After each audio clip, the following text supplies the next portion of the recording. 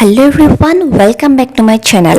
অসমৰ জনপ্ৰিয় কণ্ঠশিল্পী ভ্ৰিগু কাশ্যপ পৰিছে এক ডাঙৰ বিপদত। হ'ব পাৰে তেওঁৰ 5 বছৰ পৰ্যন্ত জেল। কিয় বাৰু ভ্ৰিগু কাশ্যপৰ জেল হ'ব পাৰে? কি বিপদত পৰিছে তেওঁ? এই সকলোবিলাক জানিবলৈ ভিডিঅ'টি শেষলৈকে চাই থাকক।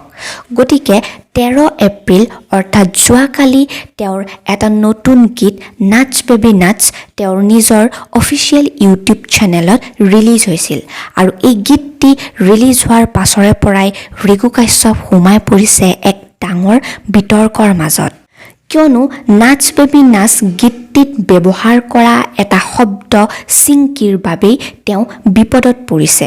কিয়নো এই চিংকি শব্দটি চৰকাৰে 2015 চনতেই নিষিদ্ধ ঘোষণা কৰিছিল আৰু এই শব্দটো ব্যৱহাৰ কৰি জনজাতীয় লোকসকলক অপমান কৰা হয় বুলি ধৰা হৈছিল। ভ্ৰিগু কাশ্যপৰ নাচ বেবি নাচ গীতটিৰ 37 ছেকেণ্ড যাওঁতে এই শব্দটো ব্যৱহাৰ কৰা হৈছিল